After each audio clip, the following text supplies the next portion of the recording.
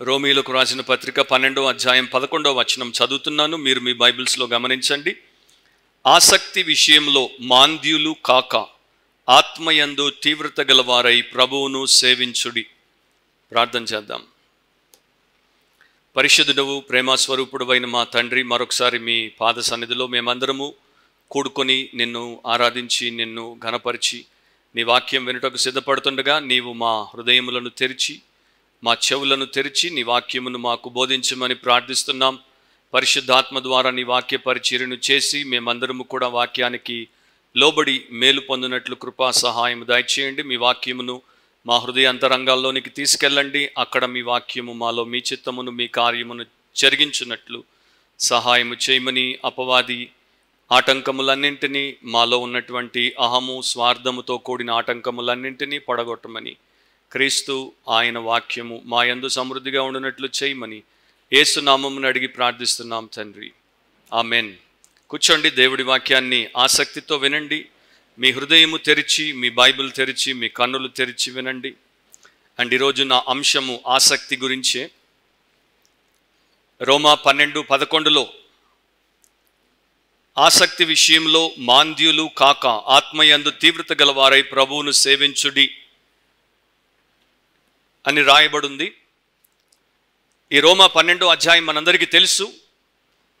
యేసుక్రీస్తునందు సజీవ యాగముగా తమ శరీరములను సమర్పించుకున్నటువంటి దేవుని ప్రజలు అండ్ దేవుని కొరకు సమర్పించబడినటువంటి సంఘము, ఒక క్రిస్టియన్ బిలీవర్ అండ్ ఒక క్రిస్టియన్ చర్చ్ ఏ రకంగా రూపాంతరం చెందితే వారి జీవితం ఉంటుందో, లేక రూపాంతరపరచబడినటువంటి వారి జీవితాల్లో ఉండాల్సినటువంటి లక్షణాలు ఏంటో, characteristics of a transformed Christian and a transformed church ఏంటో ఈ యొక్క ప్యాసేజ్లో రోమా 12లో మనకు రాయబడింది. దాంట్లో ఒక భాగం ఏంటంటే ఆసక్తి విషయంలో మాంద్యులు కాక, ఆసక్తి విషయంలో శ్రద్ధ లేని వారు కాకుండా, ఆసక్తి విషయంలో సోమరులు కాకుండా, ఆసక్తి విషయంలో బద్ధకస్తులుగా ఉండకుండా, ఆసక్తి విషయంలో మీ ఆత్మ తీవ్రతను కోల్పోకుండా మీరుండాలి. అలా ఒక రూపాంతరపరచబడినటువంటి విశ్వాసి లేక సంఘం ఉంటుంది అని దేవుడు రాయించాడు. అదే ఈరోజు మన యొక్క అంశం, ఈగర్ ఫర్ ద లార్డ్. ప్రభు కొరకు ఆసక్తి గలవారమై, ప్రభు కొరకు ఆసక్తి గలవారమై. తండ్రి అయినటువంటి దేవుడు, కుమారుడు అయినటువంటి దేవుడు, పరిశుద్ధాత్మ దేవుడు, ఆయన చేసినటువంటి ఆ త్రియేక దేవుడు చేసినటువంటి సృష్టి అంతటి పట్ల ఎంతో గొప్ప ఆసక్తిని కలిగి ఉన్నాడు. ఆయన పోలికలో ఆయన స్వరూపమందు చేయబడినటువంటి నరుడి పట్ల ఆయన ఆసక్తిని ఎన్నడూ విడవకుండా చూపుతున్నాడు. ఎప్పుడు కూడా దేవుడు ఆసక్తిలో వెనకబడలేదు, ఆసక్తిలో ఆయన సన్నగిల్లలేదు. ఆయన ఎంతటి ఆసక్తిని కలిగినటువంటి వాడంటే, ఆయన దేన్నైతే భూమి ఆకాశానికి పునాది వేయబడక మునిపే ఆలోచించాడో, నిర్ణయించాడో, దాన్ని తన కాలమానం ప్రకారము ఏమాత్రము వెనుకంజ వేయకుండా జరిగించాడు. యెషయా 9లో మీరు తర్వాత చదువుకోవచ్చు. 6వ వచనంలో యెహోవా యొక్క ఆసక్తి ఈ కార్యమును నెరవేర్చును అని దేవుడి వాక్యము రాయబడి ఉంది. The zeal of the Lord will perform this deed. అదే ప్రకారము త్రిత్వమైనటువంటి దేవుడు తన ప్రజల పట్ల ఆసక్తిని చూపుతూనే ఉన్నాడు. ఆయన దగ్గరికి వచ్చేటువంటి వారిని ఆయన ఎన్నడూ నిర్లక్ష్యం చేయడు. ఆయన దగ్గరికి వచ్చేటువంటి వారిని ఎన్నడూ ఆయన చిన్న చూపు చూడడు. ఆయన దగ్గరికి వచ్చేటువంటి వారిని ఎన్నడూ ఆయన తిరస్కరించడు. ఆ వచ్చేటువంటి వారు ఎప్పుడైతే విరిగి నలిగినటువంటి హృదయంతో, మనస్సుతో, పశ్చాత్తాపంతో ఆయన్ని ఆశ్రయించడానికి వస్తారో అలాంటి వారిని ఎవరిని కూడా ఆయన నిర్లక్ష్యము చేయడు. మరి ఇప్పుడు మన దేవుడు, మన తండ్రి, మన ప్రభువు ఆసక్తి కలిగినటువంటి వాడైతే మనకు ఆయన పోలిక ఉండాలి కదా, మనము కూడా ఆయనను పోలే జీవించాలి కదా. కనుక మనకు కూడా ఆసక్తి అవసరం, ఆత్మీయతలో ఆసక్తి అవసరం. శరీర సంబంధమైనటువంటి విషయాల్లో మనకు ఏవేవైతే ఇష్టంగా ఉంటాయో, వేటినైతే విలువైనవిగా, ప్రాముఖ్యమైనవిగా మనం ఎంచుతామో వాటి పట్ల మనకు చాలా ఎక్కువ ఆసక్తి ఉంటుంది. జీలే కాదు, డబుల్ జీల్ ఉంటుంది, రెండంతల ఆసక్తి ఉంటుంది. దాని కొరకు మన యొక్క క్యాలెండర్ని ఎలా అంటే అలా మార్చుకుంటాం. దాని కొరకు మన ప్రోగ్రామ్ని ఎలా అంటే అలా ఫిక్స్ చేసుకుంటాం. దాని కొరకు ఏవంటే వాటిని కోల్పోవడానికి మనం ఇష్టపడతాం. ఎందుకంటే అది మనకు ఆసక్తికరమైనది కనుక. It is an interest to us, it is our own zeal కనుక. క్రైస్తవుడు మర్చిపోకూడదు ఏంటంటే వెలపెట్టబడి కొనబడినటువంటి వాడు, దేవునికి శరీరమును సజీవ యాగముగా సమర్పించబడిన వాడు. శరీరము అంటే హోల్ పర్సన్ అని అర్థం. నీవు నీ యొక్క శరీరంలో ఉన్నావు, నీ ఆత్మ అండ్ దేవుడు నీకు ఇచ్చినటువంటి భవిష్యత్ అంతా నీ శరీరంతోనే నీవు కలిగి ఉంటావు కనుక దాన్ని దేవుడికి సమర్పిస్తే నిన్ను నీవు మొత్తంగా దేవుడికి సమర్పించావు. సో బిలీవర్స్ ఏం చేస్తారంటే దేవుడి యొక్క మహిమ కొరకు, దేవుడి యొక్క కార్యముల కొరకు ఎల్లప్పుడూ ఆసక్తిని కలిగి ఉంటారు. Every day 365 days a year, all through their life వారిలో ఈ యొక్క గాడ్లీ జీల్ అనేది, దైవాసక్తితో అని పౌలు రాశాడు కదా, ఆ గాడ్లీ జీల్ని కలిగి వారు ఉంటారు. జీల్ గురించి అర్థం ఏంటంటే దాని యొక్క డెఫినేషన్ ఏంటంటే అ బర్నింగ్ డిజైర్, మండేటువంటి కోరిక, అది ఎప్పుడు ఆరదు. దేవాలయంలో దేవుడు దీపాన్ని నిరంతరము మండుతూనే ఉండాలి అని చెప్పాడు. అలాగే క్రీస్తును మనం తెలుసుకున్న తర్వాత క్రీస్తు పట్ల మనకు ఉండేటువంటి కాంక్ష నిరంతరము మండుతూనే ఉండాలి. ఉదయం మండాలి, మధ్యాహ్నం మండాలి, రాత్రి మండాలి, నిద్రలో మండాలి, మెలకుగా ఉన్నప్పుడు మండాలి, ఎక్కడున్నా మండాలి. చర్చిలోనే కాదు, చర్చికి వస్తే మిమ్మల్ని మేము చిచ్చు పెట్టి మండించడం కాదు, మీరు ఎక్కడున్నా మండేవారిగా ఉండాలి. దాని ఆ యొక్క బాప్తిస్మం ఇచ్చి యోహాను గురించి యేసుప్రభు ఏం చెప్పాడు? అతడు మండుచున్న దీపము అని చెప్పాడు. He is a burning light. అతన్ని హేరోదు చంపినప్పుడు ఆ యొక్క దీపం ఆరిపోయింది. మనం కూడా ఆరకుండా దేవుడి కొరకు మండేటువంటి వారంగా ఉండాలంటే ఈ యొక్క ఆసక్తిని కలిగి ఉండాలి. లేకపోతే జీల్ ఆర్ ఎర్నెస్నెస్ అని కూడా అంటారు, అదొక మండే కోరిక. ఇంకో భాషలో చెప్పాలంటే అన్క్వెంచబుల్ థర్స్ట్, ఎన్నటికీ తీరనటువంటి దాహం అన్నమాట. ఎంత చేసినా ఇంకా దాహం ఉంటుంది, ఎంత దేవుడు మనకిచ్చినా ఇంకా దాహం ఉంటుంది, ఇంకా మనం దానికోసం తృష్ణగొంటూనే ఉంటాం. అలాంటి ఆసక్తి పరులుగా క్రైస్తవులను మార్చడానికే తండ్రి, కుమార, పరిశుద్ధాత్మలు నిరంతరం పనిచేస్తున్నారు. సో దానికి సంబంధించి కొన్ని సత్యాలు నేను మీ దృష్టిలోనికి తీసుకుని వస్తాను. మిమ్మల్ని మీరు పరీక్ష చేసుకోవచ్చు అండ్ ఇక నుండి ఆ రకంగా మీరు నడుచుకోవచ్చు. Eager for the sovereign God, సార్వభౌముడైనటువంటి దేవుడి పట్ల మనకు ఆసక్తి ఉండాలి. దావీదు దేవుని హృదయానుసారుడు. 63వ కీర్తన మొదటి 2 వచనాల్లో, సామ్ 63 1 and 2 verses ఈ రకంగా రాశాడు: దేవా, నా దేవుడవు నీవే, వేకువనే నిన్ను వెదుకుదను. నీ బలమును నీ ప్రభావమును చూడవలనని పరిశుద్ధాలయమందు నేనెంతో ఆశతో నీ తట్టు కనిపెట్టి ఉన్నాను. నీళ్లు లేక ఎండి ఉన్న దేశమందు నా ప్రాణము నీ కొరకు తృష్ణగొని ఉన్నది. నీ మీది ఆశ చేత నిన్ను చూడవలనని నా శరీరము కృషించుచున్నది. నేను జస్ట్ పాయింట్అవుట్ చేస్తాను, ప్రతిదీ నేను ఇక్కడ ఎక్స్ప్లెయిన్ చెయ్యను. థర్స్టీ ఫర్ గాడ్ అంటారు దీన్ని. దేవుడి కొరకు తృష్ణగొని ఉన్నాడు, దేవుని కొరకు ఆత్మీయ దాహమును కలిగినటువంటి వానిగా ఈ దావీదు భక్తుడు మనకు కనపడతాడు. ప్రస్తుతము ఆయన దేవుడికి దూరంగా, అంటే దేవాలయానికి దూరంగా ఉన్నాడు, ఆయనకు వ్యతిరేకమైనటువంటి పరిస్థితుల్లో ఉన్నాడు. ఆయన ఏం చేస్తున్నాడు? ఆ 2వ వచనంలో ఉన్నటువంటి ఒకప్పటి అనుభవాన్ని జ్ఞాపకం చేసుకుంటున్నాడు. ఒకప్పుడు దావీదు దేవుని యొక్క పరిశుద్ధాలయంలో ఉన్నప్పుడు ఎంతో ఆశతో దేవుడి వైపు ఆయన కనిపెట్టి చూశాడు. ఇప్పుడు దేవుని యొక్క ఆలయానికి, దేవుని ప్రజలకు దూరంగా ఎక్కడో ఉన్నాడు. అలా ఉన్నప్పుడు వాటిని జ్ఞాపకం చేసుకుని అంటున్నాడు, దేవా, నేను ఈ యొక్క నీళ్లు లేక ఎండి ఉన్నటువంటి దేశంలో నా ప్రాణము నీ కొరకు తృష్ణగొంటోంది. దావీదు ఆ టైంలో తన బాగోగు గురించి ఆలోచించట్లేదు. దావీదు ఆ టైంలో తన భవిష్యత్తు గురించి ఆలోచించట్లేదు. దావీదు ఆ టైంలో తిరిగి తన రాజ్య అధికారాన్ని ఎలా తిరిగి వెనక్కి తీసుకోవాలో ఆలోచించట్లేదు. బైబిల్ కామెంటేటర్స్ యొక్క అభిప్రాయం ఏంటంటే, దావీదు యొక్క కడుపున పుట్టిన అతని యొక్క పీడ వంటి కుమారుడు అతని మీద తిరుగుబాటు చేసినప్పుడు, రాజ్యాన్ని చేజిక్కించుకున్నప్పుడు దావీదు పారిపోయాడు. ఆ పారిపోయినటువంటి ప్రాంతంలో ఈ ప్రార్థన చేస్తున్నాడు: God do justice, kill Absalom, give back my throne అనట్లేదు. దేవా, న్యాయం చేయి, అబ్షలోమును చంపు, నా సింహాసనం నాకు వెనక్కివ్వు అనట్లేదు. దేవా, నా ప్రాణం నీ కొరకు తృష్ణగా ఉంటుంది అని అంటున్నాడు. వీరిని భక్తులు అంటారు. అగస్టస్ టోప్లాడీ అనేటువంటి ఒక గొప్ప దైవ సేవకుడు, రాక్ ఆఫ్ ఏజెస్ అనేటువంటి ప్రపంచ ప్రఖ్యాతిగాంచినటువంటి ఆంగ్ల క్రైస్తవ భక్తి గీతాన్ని రాసిన వ్యక్తి ఒకసారి ఈ రకంగా రాశాడు: surely O God, I could not long after thy presence if I did not know the sweetness of it. ఓ ప్రభువా, నిజంగా నేను నీ యొక్క సన్నిధిలో నీతో కలిసి ఉన్నటువంటి ఆ సమయంలో, ఆ సహవాసంలో ఉన్నటువంటి మాధుర్యమును ఎరిగి ఉండకపోయి ఉంటే నేను నిన్ను ఈ రకంగా కాంక్షించేవాడినే కాదు. నా ప్రియ సహోదరి సహోదరులారా, ఏళ్ళు క్రైస్తవులుగా మీరు ఉండొచ్చు, కానీ ఎన్నడూ దేవుని యొక్క ఆ ప్రశస్తమైనటువంటి సన్నిధానముతో మీరు మమేకమై ఆ పొందే మాధుర్యాన్ని పొంది ఉండకపోవచ్చు. అలా ఉన్నప్పుడు దేవుడి కొరకు తృష్ణ అనేది మీలో ఉండదు. కానీ ఈ రకంగా ఉన్నప్పుడు, దేవుడి కొరకు తృష్ణగా ఉన్నప్పుడు దాన్ని మనం నిరంతరము కలిగి ఉండడానికే ఇష్టపడతాం, ఆసక్తి పరులముగా ఉంటాం. దాన్ని కోల్పోవడానికి మనం ఎప్పుడు ఇష్టపడం. మనిషికి ఏం కావాలి అంటే స్పిరిచువల్ సాటిస్ఫాక్షన్ కావాలి, ఆత్మీయ సంతృప్తి కావాలి. మానసికంగా, శారీరకంగా తృప్తి లోకంలో కొంతకాలమే. దాన్ని మరలా మనం పొందినా కూడా అది అన్నడికి తీరదు. కానీ కంప్లీట్గా టోటల్ సాటిస్ఫాక్షన్ అనేది ఆత్మ సంబంధమైనది, దేవుడి ద్వారానే అది మనకు అనుగ్రహించబడుతుంది. ఇప్పుడు చాలామంది చేసేటువంటి ఒక పెద్ద పొరపాటు, క్రైస్తవ్యంలో వచ్చినటువంటి ఒక పెద్ద మార్పు ఏంటంటే, మనము దేవుడి కొరకు తృష్ణగొని, మనము దేవుడి కొరకు తాపత్రయపడి, మనము దేవుణ్ణి కలిగి ఉండడానికి నిరంతరము ప్రయత్నం చేయడం కాదు, మన స్థాయికి దేవుణ్ణి దించేసి మనకున్నటువంటి లోక సంబంధమైన, శరీరానుసారమైన, భౌతికపరమైనటువంటి ఆశలు, కోరికలు, సుఖాలు, భోగాలు నెరవేర్చుకోవడానికి దేవుణ్ణి మనం ఈ విషయాల కొరకు వాడుకునే వారముగా తయారయ్యాం. So God has become our butler, heavenly butler, to cater to all our pleasures and whatever. అది బైబిల్ నేర్పేటువంటి విషయం కాదు. బైబిల్ చెప్పేది ఏంటంటే, దేవా నా ప్రాణం నీ కొరకు తృష్ణగొనుచున్నది. ట్రెడిషనల్ క్రిస్టియన్స్ అంటే ఆచారంగా ఉండేటువంటి క్రైస్తవులు, వారిలో చాలామంది మంచి సంఘాలకే వెళ్తూ ఉంటారు, మంచి వాక్యమే వింటూ ఉంటారు.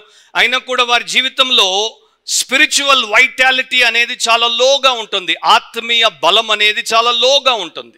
శారీరకంగా అన్నిట్లో వారు బలాఢ్యులే, కానీ ఆత్మీయంగా బలహీనులు. ఎందుకంటే వారికి ఆత్మ సంబంధమైనటువంటి అనుభవం లేదు. ప్రార్థన చేస్తారు, బైబిల్ చదువుతారు, కానీ అవి ఫాస్ట్ ఫుడ్ ఐటమ్స్ లాగా అనమాట. అప్పుడప్పుడే తింటాం fast food, McDonald's burger, French fries, లేకపోతే ఆ యొక్క మెక్మఫిన్, వాటెవర్. సో ఈ యొక్క స్పిరిచువల్ ఎక్స్పీరియన్స్ అనేది, ఆత్మీయ జీవితం అనేది అప్పుడప్పుడే ఫాస్ట్ ఫుడ్ లాగా ఉంటుంది. ఎప్పుడో ఒకసారి స్విగ్గీలో ఆర్డర్ చేస్తారు, రోజు ఇంట్లో వండుకున్నది తింటారు. సో అదే ప్రకారం రోజు మన జీవితం సాదాసీదాగా భూమికే అంకితమై శరీరానుసారముగా ఆలోచించి శరీరానుసారముగానే బ్రతుకుతూ ఉన్నప్పుడు మన జీవితము శరీరం అందే ఉంది, కానీ ఆత్మయందు రియల్ లైఫ్ని మనము కలిగి లేం. అందుకనే మనము చాలా కోల్పోతాం. రాత్రి కుటుంబ ప్రార్థనలో కూడుకున్నప్పుడు కూడా ఆ రోజంతా జరిగినటువంటి విషయాలతో ఎక్కడో తేలియాడుతూ ఏదో ప్రార్థన చేసి అయిపించామన్నట్టు ఆవులిస్తూ ప్రార్థన చేసి ఆమేనని పండుకుంటాం. మీకు మీరు గుర్తొస్తున్నారా? రావాలన్నదే దేవుడి కోరిక, అది నా ప్రార్థన. అప్పుడే మనం మారుతాం. ఒక భక్తుడు అంటాడు, క్రైస్తవ్యంలో 3 రకాలైనటువంటి క్రైస్తవులు ఉన్నారు. మొదటి రకపు క్రైస్తవులు నామకార్థులు, పేరుకు మాత్రమే. వారు దేవుణ్ణి, యేసుక్రీస్తును ఆత్మానుసారంగా వెంబడించేటువంటి వారు కారు. వారు ఫాల్స్ ఫాలోవర్స్, అంటే నకిలీ అనుచరులు. వారు 5 మంది బుద్ధి లేని కన్యకలను పోలినటువంటి వారు. వారికి దేవుడితో సంబంధం లేదు, అండ్ రేపు దేవుడు వారిని తిరస్కరిస్తాడు. ఇది ఫస్ట్ క్లాస్ అన్నమాట. సెకండ్ క్లాస్, వీరు యేసును వెంబడిస్తారు, కానీ పేతురులాగా దూరాన వెంబడిస్తారు. యేసును పట్టుకున్నప్పుడు బైబిల్ చెప్తోంది, పేతురు he was following Jesus at a distance. So వీరు యేసు దగ్గరికి రారు, దూరంగా ఉంటారు, ఒక డిస్టెన్స్ మెయింటైన్ చేసి ఆయన్ని వెంబడిస్తుంటారు. కనుక వారు యేసును ఎరుగము అని బొంకే పరిస్థితిలోనే ఉంటారు. 3వ రకమైనటువంటి క్రైస్తవులు ఎవరంటే, నిజమైన true followers in storm and in sunshine. తుఫానులో కావచ్చు, మండే ఎండలో కావచ్చు, ఆయన్ని తప్ప మరొక దాన్ని కోరుకోరు. ఆయన్ని అంటి పెట్టుకొని ఆయన నిజమైన ద్రాక్షవల్లిగా, వారు ఆయన యందు ఫలించే తీగలుగా ప్రతినిత్యము ఆయన యొక్క ఆధ్యాత్మికమైనటువంటి సహవాసంలో ఉండేవారు. బ్రిటిష్ ఫిలాసఫర్ సిఎస్ లూయిస్ కీర్తనల గురించి రిఫ్లెక్షన్స్ అనేటువంటి పుస్తకాన్ని రాశాడు. అంటే ఈ బైబిల్ కీర్తనల మీద ఆయన ధ్యానపూర్వకమైనటువంటి పుస్తకాన్ని రాసినప్పుడు ఒక మాట అంటాడు. ఆయన అంటాడు, కీర్తనకారులు, రకరకాల కీర్తనకారులు కీర్తనలు రచించారు. వారందరూ కూడా దేవుణ్ణి మనకన్నా ఎక్కువగా ప్రేమించినట్టు కనబడతారు. దేవుణ్ణి మనకన్నా ఎక్కువగా ఎందుకు ప్రేమించారు? వారు దేవుణ్ణి ముఖ్యంగా ఎంచారు గనుక. కానీ వారిలో చాలా మందికి తెలియదు, ఈ దేవుడు నాకు రేపు నిత్య జీవాన్ని ఇవ్వబోతున్నాడు, ఈ దేవుడు నాకు రేపు నిత్య జీవాన్ని ఇవ్వడానికి తన ప్రాణాన్నే బలిగా భవిష్యత్తులో చేయబోతున్నాడు అని వారికి తెలియదు. So they do not know the whole picture of God. They do not know the gospel of Jesus Christ. అయినప్పటికీ వారు అంత ప్రేమిస్తే, వారు ఈ రకంగా పైనుంటే, మనమేమో యేసుక్రీస్తు మన కొరకు వచ్చి చనిపోయాడు, సమాజయబడ్డాడు, తిరిగి లేచాడు, పరలోకానికి వెళ్ళాడు, విజ్ఞాపన చేస్తున్నాడు, త్వరలో తిరిగి రాబోతున్నాడు. అయినా కూడా ఈ కీర్తనకారులలాగా మనలో చాలా తక్కువ మంది ఆయన్ని ప్రేమించి ఆయన కొరకు తాపత్రయపడేవారున్నారు అని సిఎస్ లూయిస్ అనే మేధావి రాశాడు. ఎంథూసియాజం అనే ఇంగ్లీష్ పదాన్ని మీరు వినే ఉంటారు. ఎంథూసియాజం అన్న పదానికి అర్థం ఏంటంటే being possessed by a God, దేవుని చేత వశము చేసుకోబడ్డం. ఎంథూసియాజంలో నుండే ఎర్నెస్ట్నెస్, ఉత్సాహములో నుండే ఆసక్తి, అండ్ జీల్ అని అంటారు, ఈ రెండు కూడా వస్తాయి. మనం దేవుడి చేత ఆ రకంగా పట్టబడితే, ఆయన వశంలో మనం ఉండిపోతే మనకు ఆత్మీయ జీవితం అనేది అద్భుతంగా ఉంటుంది, కష్టంగా ఉండదు, భారంగా ఉండదు, అదో భాగ్యంగా ఉంటుంది. ఎప్పుడో ఒకప్పుడు ఒక రాజుగారు తన పరివారంతో ఎడారిలో ప్రయాణం చేస్తున్నారు. చాలా పెద్ద పరివారము, పెద్ద కారవాన్ అనమాట అది. పోతున్నప్పుడు వారు తెచ్చుకున్నటువంటి నీళ్ళు అయిపోయాయి. ఇక అందరికీ దాహం, అందరూ కూడా గగ్గోలు పెడుతున్నారు, దాహము దాహము దాహము, నీరు నీరు నీరు అని. రాజుగారు కూడా ఉన్న నీళ్ళన్నీ రాజుగారికి ఇచ్చేసారు. ఆయన తాగేసి ఆయన కూడా కళ్ళు తేలేస్తున్నాడు. ఇక ప్రతి ఒక్కరి గొంతుకలు ఎండిపోయాయి, కళ్ళు తేలేస్తున్నారు. సడన్ గా మంత్రి వచ్చి రాజుతో చెప్పాడు, రాజా, అందుకే మేము ముందే ఆలోచించాము ఇలాంటి పరిస్థితి వస్తుందేమోనని మన యొక్క పరివారంలో కొన్ని దుప్పులను కూడా వెంట పెట్టుకుని వచ్చాం. మీరు ఆజ్ఞాపిస్తే దుప్పులను విడిచిపెడతాం, వాటికి తెలుసు నీరెక్కడ దొరుకుతుందో. సో ఆ దుప్పులను విడిచిపెట్టగానే ఆ దుప్పులు నలుదిశలా పరిగెత్తాయి. వాటికి వాటర్ యొక్క సెంట్ తెలుసు, నీటి యొక్క వాసన దుప్పి గుర్తుపడుతుంది, కుక్క మనిషి వాసనను గుర్తుపట్టినట్టు. సో అది వెళ్ళి కొన్ని నిమిషాల్లోనే నీటి యొక్క పాయను గుర్తించి నీరు తాగి వెనక్కి వచ్చాయి. రాజు పరివారం అక్కడికి పోయి ఆ నీళ్లు తాగి బ్రతికినప్పుడు రాజు సేద తీరుతూ తన పలక తెప్పించుకొని దాని మీద ఈ మాట రాశాడు. ఏంటా మాట? 42వ కీర్తన 1వ వచనం. సామ్ 42:1. దుప్పి నీటి వాగుల కొరకు ఆశపడినట్లు దేవా నీ కొరకు నా ప్రాణము ఆశపడుచున్నది. సో దుప్పి నీటి వాగుల కొరకు ఆశపడినట్లు దేవా నీ కొరకు నా ప్రాణము ఆశపడుచున్నది. నా ప్రియమైనటువంటి సహోదరి సహోదరులారా, ప్రతి దినము we must be conscious of this living God. ఈ యొక్క జీవాధిపతి అయినటువంటి దేవుడి గురించి మనము స్మరణ కలిగి ఉండాలి. ఈరోజు మనం మొదటి పాట పాడినప్పుడు ఏమని పాడాము? భక్తులారా స్మరించదము. మీరు రోజంతా ఏం ఆలోచిస్తారో, ఏమి స్మరిస్తారో, ఏమి తరిస్తారో నాకు తెలియదు, కానీ ఒక భక్తుడు ఈ రకంగా దైవ నామ స్మరణలో దేవుని యొక్క సన్నిధిని అనుభవించుటలో గాడ్ సీకర్గా, దేవుణ్ణి వెంబడించి వెతికేవాడిగా ఉంటాడు. So eager for the sovereign lord. రెండవది ఈగర్ ఫర్ ద స్క్రిప్చర్స్. లేఖనాల కొరకు మనము ఆసక్తిని కలిగి ఉంటాం. మార్కు సువార్త 12వ అధ్యాయము 37వ వచనాన్ని మీరు తిప్పి చూడండి. మార్క్ 12:37. ఇంగ్లీష్ బైబిల్లో కొన్నిసార్లు వచనాలు పైకి కిందికి అవుతాయి, అది మీరు గమనించండి. ఇక్కడ కావలసినటువంటి వాక్యాన్ని చదువుతున్నాను. సామాన్య జనులు ఆయన మాటలు సంతోషముతో వినుచుండిరి. యేసుప్రభు బోధ చేసినప్పుడు, యేసుప్రభు దేవుని రాజ్యాన్ని గురించి మాట్లాడినప్పుడు ఆయన అధికారంతో బోధించాడు. అంతేకాదు ఆత్మీయంగా బోధించాడు. శాస్త్రులు, పరిసయ్యులు, సద్దుకయ్యులు ఈ రెండు లేకుండా బోధించేవారు, ఆచారయుక్తంగా బోధించేవారు. కానీ యేసు దేవుని కుమారుడు, సజీవమైనటువంటి వాక్యం కనుక ఆయన బోధించినప్పుడు పూర్ణ అధికారంతో బోధించాడు అండ్ పూర్ణమైన ఆత్మీయతతో బోధించాడు. సామాన్యమైనటువంటి ప్రజలు, వీరు పండితులు కారు, వీరు పామర్లు, వీరు యేసు నోట నుండి వచ్చేటువంటి ప్రతి మాటను వినుటను బట్టి ఎంతో సంతోషించేవారంట. వీళ్ళందరూ బిలీవర్స్ కూడా కాదు, గుర్తుపెట్టుకోండి అది.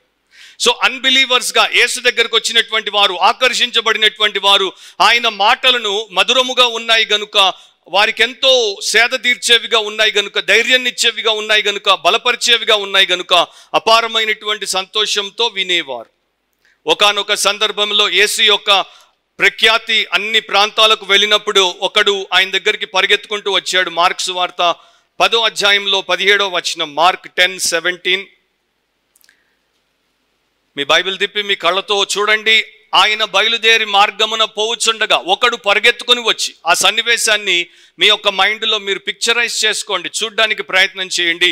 యేసు ఒక మార్గంలో పోతున్నాడు, ఆయనతో ఆయన గుంపు వారు వెళ్తున్నారు. సడన్గా వీడు ఒకడు పరిగెత్తుకుని వచ్చాడు. ఏ దిక్కు నుండి పరిగెత్తుకుని వచ్చాడో మనకు బైబిల్ చెప్పట్లేదు, కానీ పరిగెత్తుకుని వచ్చాడు. ఆయన ఎదుట మోకాళ్ళు లూనాడు, ఆయన ముందు నీల్ డౌన్ చేశాడు. చేసేమంటున్నాడు? సద్బోధకుడా, గుడ్ టీచర్. యేసు దగ్గరికి వచ్చి ఎందుకు మోకరిల్లాడు? Because God, Jesus has good teaching. ఆయన దగ్గర మంచి బోధ ఉంది కనుక, ఆయన సత్యబోధను చేసేటువంటి వాడు గనుక, నిత్య జీవమునకు వారసుడు నగుటకు నేనేమి చేయుదునని ఆయనను అడిగాను. నిత్య జీవానికి సంబంధించినటువంటి సత్యాన్ని ఆయన మాత్రమే చెప్పగలడు. గనుక అందరి ముందు రోడ్డు మీద ఒక సీన్ క్రియేట్ చేసి మోకరిల్లి, సద్బోధకుడు, గుడ్ టీచర్, నిత్య జీవానికి పోవాలంటే నాకేం చేయాలో చెప్పు అని అడుగుతున్నాడు. ఒకవేళ ఇప్పుడు కూడా జీసస్ మన హైదరాబాద్లో అట్లాగే నడుస్తే మీలో ఎంతమంది ఆ ప్రకారము ఎవరిని పట్టించుకోకుండా యేసు ముందు మోకరిల్లి, సద్బోధకుడు నాకు నిత్య జీవానికి లేక నిజమైన జీవితానికి సంబంధించిన సత్యాలు బోధించు అని అడుగుతారు? ఎంత గొప్ప యాటిట్యూడ్, అతని యొక్క వైఖరి చూడండి, అతని యొక్క అప్రోచ్ చూడండి, యేసు దగ్గరికి ఎలా వచ్చాడో చూడండి, ఎలా తగ్గించుకున్నాడో చూడండి. ఇలాంటి వారు దైవికమైనటువంటి జ్ఞానంలో పెరిగేటువంటి వారిగా ఉంటారు. యోహాను సువార్త 2వ అధ్యాయంలో 4th చాప్టర్లో 40 నుండి 42 వరకు నేను చదువుతున్నాను. యోహాను 4:40 నుండి 42 వరకు. ఆ సమరయులు ఆయన యొద్దకు వచ్చి తమ యొద్ద ఉండమని ఆయనను వేడుకొనిరి గనుక ఆయన అక్కడ 2 దినములుండెను. ఆయన మాటలు వినినందున ఇంకను అనేకులు నమ్మి ఆ స్త్రీని చూచి, ఇక మీదట నీవు చెప్పిన మాటను బట్టి కాక మా మట్టుకు మేము విని ఈయన నిజముగా లోకరక్షకుడని తెలుసుకొని నమ్ముచున్నామని అని చెప్పాడు. ఇప్పుడు వీరందరూ కూడా యేసుప్రభు వైపు ఎందుకు ఆకర్షించబడ్డారు? యేసుప్రభు ఆ స్త్రీకి జీవజలం గురించి మాట్లాడాడు. ఎన్నటికీ మరలా దాహం కలగనటువంటి జీవజలాన్ని నేను మీకు ఇస్తానన్నాడు. ఆయన అక్కడ ఏమీ మిరకిల్ చేయలేదు. అంటే మన యొక్క ఫిజికల్ సెన్స్లో, సూపర్ న్యాచురల్ సెన్స్లో ఏమి మిరకల్ చేయలేదు, కానీ డివైన్ సెన్స్లో ద గ్రేటెస్ట్ మిరకల్ చేశాడు. ఒక పాపిని పరిశుద్ధపరిచాడు, ఒక బందీని విడుదల చేశాడు, ఒక దేవుడికి దూరస్తురాలైనటువంటి ప్రజను దేవుడికి సమీపస్తురాలిగా, సమాజం చేత వేశ్య అని చీకొట్టబడినటువంటి స్త్రీని దేవుడి కుమార్తెగా ఒక అద్భుతం చేసి మార్చేశాడు. సో వీరిక్కడ మీరు వచనాలు చదివితే వీళ్ళు యేసును తమ ఇంటికి, తమ గ్రామానికి పిలిచి 2 రోజులు పెట్టుకున్నప్పుడు ఒక్కడు స్వస్థత గురించి మాట్లాడలేదు, ఒక్కడు అద్భుతం గురించి మాట్లాడలేడు, ఒక్కడు రొట్టెలు చేయమని అడగలేదు, ఒక్కడు దయ్యాన్ని వెళ్ళగొట్టమని లేదు. ప్రతి ఒక్కడు అడిగింది ఏంటంటే మాతో మాట్లాడు, we want to hear you more more more, ఏ దిల్ మాంగే మోర్. అదనమాట. మాకు ఇంకా చెప్పు, ఇంకా చెప్పు జీసస్, ఇంకా చెప్పు, ఇంకా చెప్పు అంటే ఆ మాటలు కూడా అక్కడ రాయబడి ఉన్నాయి చూడు. ఆయన మాటలు వినినందున ఇంకను అనేకులు నమ్మి, ఆ స్త్రీతో అంటున్నారు, ఇక మీదట నీవు చెప్పిన మాటను బట్టి కాక మా మట్టుకు మేము విని ఈయన నిజముగా లోకరక్షకుడు అని తెలుసుకొని నమ్ముచున్నామని. So see what the Bible has to say. ఏ రకంగా దేవుడు ఇవన్నీ మన కొరకు రికార్డు చేశాడు, వారు ఎంతగా దేవుడి వాక్యం కోసం తపించారు అనేది మనకు చూపుతున్నాడు. అపోస్తలుల కార్యములు 10వ అధ్యాయంలో 33వ వచనం, యాక్ట్స్ చాప్టర్ 10:33. కొర్నేలి దగ్గరికి పేతురును పిలిపించినప్పుడు ఆయన వచ్చాడు. కొర్నేలి పేతురుతో అంటున్నాడు, వెంటనే నిన్ను పిలిపించి నీవు వచ్చినది మంచిది, ప్రభువు నీకు ఆజ్ఞాపించినవన్నీ వినుటకై ఇప్పుడు మేమందరము దేవుని ఎదుట ఇక్కడ కూడి ఉన్నామని చెప్పెను. ఎంత మంచి మాటలో చూడండి. ఇంకా రక్షణ పొందలేదు, ఇప్పుడు పేతురు చెప్పిన మాటలు విని విశ్వాసంలోనికి వచ్చి రక్షించబడతాడు కొర్నేలి. అతడు ఇంకా అవిశ్వాసిగా ఉన్నప్పుడు దేవుడి యొక్క మాటలు వినడం గురించి ఎంత గొప్పగా తాపత్రయపడ్డాడు, తృష్ణ కలిగి ఉన్నాడు, ఆసక్తి చూపాడు. నీవు వచ్చింది మంచిది, ప్రభువు నీకు ఆజ్ఞాపించినవన్నీ వినడానికి ఇప్పుడు మేమందరము దేవుని ఎదుట ఇక్కడ కూడి ఉన్నాం. ఇది మనందరికీ ఉండాల్సినటువంటి ఒక మైండ్ సెట్. ఎవ్రీ టైం మనం సంఘముగా కూడినప్పుడు, బైబిల్ స్టడీలో కూడినప్పుడు, ప్రార్థన కూడిక కోసం కూడినప్పుడు, దేవుని సముఖమందు దేవుని సేవకులు దేవుడు ఆజ్ఞాపించిన విషయాలు చెప్పడానికి మన ఎదుట నిలువబడినప్పుడు మనకి ఇలాంటి మైండ్ సెట్ ఉంటే మనం చాలా గొప్పగా దీవించబడతాం. జానథన్ ఎడ్వర్డ్స్ మీరు ప్రసంగాలు వినేటప్పుడు లేక దైవ సందేశాలు వినేటప్పుడు ఏ రకంగా మిమ్మల్ని పెట్టుకోవాలి అనే అంశం గురించి దీర్ఘంగా రాశాడు. దాంట్లో ఒక చిన్న పారా నేను మీకు చెప్తాను. ఆయన ఈ రకంగా అంటాడు, మీరు ప్రసంగములను విన్నప్పుడు అవి ఏ అంశమును గురించి మాట్లాడినా, ఎవరిని ఉద్దేశించి మాట్లాడినా వాటి విషయంలో జాగ్రత్తగా వినండి. అవిశ్వాసుల గురించి అవి రక్షణ సువార్తను బోధిస్తుంటే మేము రక్షించబడ్డాం, ఇది మాకు కాదు అనుకోకండి, దాన్ని కూడా జాగ్రత్తగా వినండి. లేక ఒకానొక పరిస్థితిలో ఉన్నటువంటి విశ్వాసుల గురించి మాట్లాడుతుంటే ఇది స్పెసిఫిక్గా వారిని అడ్రస్ చేస్తోంది, నా పరిస్థితి అట్లా లేదు కనుక ఇది నాకు అవసరం లేదు అనుకోవద్దు, దాన్ని మీరు వినండి. మొత్తం అంతటిని విన్న తర్వాత, ప్రభువా దీంట్లో నా ఆత్మకు ఏ రకమైనటువంటి క్షేమాన్ని నీవు కలిగించాలనుకుంటున్నావు, నా కన్నులు తెరిచి నాకు చూపించు అని అడగండి. అప్పుడు దేవుడు ప్రసంగం ఏదైనా సరే దాని ద్వారా నీకు కూడా ఫలితాన్ని ఇస్తాడు అని చెప్పాడు. ఆ రకంగా ఎన్నోసార్లు నేను మేలు పొందాను. మీరు కూడా పొందొచ్చు. కానీ మనం ఏం చేస్తామంటే మనము చాలా సెలెక్టివ్ అయిపోతాం. ఓకే, నేను ఆరోగ్యంగా ఉన్నాను, ఎవరో రోగి గురించి మాట్లాడుతుంటే నాకు అవసరం లేదు అనుకుంటాం. నాకు బాగా డబ్బు ఉంది, ఎవరో అప్పుల గురించి మాట్లాడుతుంటే నాకు అవసరం లేదు అనుకుంటాం. నాకు నా భార్యకు మంచి సహవాసం ఉంది, వారిద్దరు భార్యాభర్తలు సరిగ్గా లేరని బోధకుడు బోధిస్తుంటే మాకు అవసరం లేదని మనం అనుకుంటాం. అలా అనుకోవడానికి వీలు లేదు. ప్రతిదీ మనము వినాలి, దాంట్లో నుండి దేవుడు మనకు నేర్చుకోవాలి అని బైబిల్ చెప్తోంది. అపోస్తలుల కార్యములు 13:42 చూస్తే, యాక్ట్స్ 13:42 పౌలు, బర్నబా, అతని యొక్క బృందము ఆ ప్రాంతానికి వచ్చి సమాజ మందిరంలోనికి వెళ్ళి బోధ చేసినప్పుడు, యేసే క్రీస్తు అని బోధ చేసినప్పుడు అక్కడికి జరిగిందనమాట. ఈ మాటలు సమాజ మందిరంలో నుండి వెలుచుండగా ఈ మాటలను మరుసటి విశ్రాంతి దినమున తమతో చెప్పవలనని జనులు వేడుకొనిరి అని రాయబడి ఉంటుంది. ఇంగ్లీష్ వర్షన్స్లో కొన్నిట్లో జెంటైల్స్, అన్య జనులు వేడుకొనిరి అని ఉంటుంది. ఎందుకంటే కొంతమంది యూదులు అక్కడి నుండి వెళ్ళిపోయారు, కానీ అన్య జనులు మరలా వచ్చే సండే కూడా మాట్లాడండి అని అడుగుతున్నారు. సో వారిలో ఎంత ఆకలి ఉందో చూడండి దేవుడి వాక్యం కోసం. నా ప్రియ సహోదరి సహోదరులారా, అలాంటి ఆకలి ఎవరికి ఉంటుందంటే దేవుడి వాక్యం పట్ల ఆసక్తి కలిగినటువంటి వారికి. ఒక ఇంగ్లీష్ వర్షన్లో the Gentiles begged that these words might be preach to them the next sabbath అని రాయబడింది. అంటే వారు అడుక్కున్నారంట. ఒక బిచ్చగాడు అడుక్కుంటాడు చూడండి, బొచ్చ పట్టుకొని అన్నమే ఆకలితో వస్తున్నా అన్నమే అని అడుక్కుంటాడు చూడండి. అట్లా నా ఆత్మ అలమటించిపోతోంది, జీవాహారము లేక నాకివ్వు అని అడగాలి.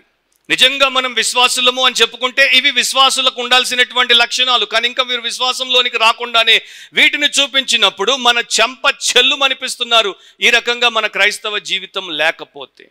అండ్ దేవుడు తప్పకుండా ఏదైతే రికార్డు చేశాడో దాంతోనే రేపు మనకు రెట్రిబ్యూషన్ ఇస్తాడంటే తీర్పు తీరుస్తాడు. తీర్పులు ఎప్పుడు కూడా సుప్రీంకోర్టు, హైకోర్టు, జ్యుడిషియల్ మ్యాజిస్ట్రేట్ ఎక్కడ తీర్చినా కూడా according to the law book, అదే ప్రకారం God will judge each one of us according to his book. So చాలా జాగ్రత్తగా దాంట్లో మనల్ని మనం పెట్టుకోవాల్సిన అవసరం ఉంది.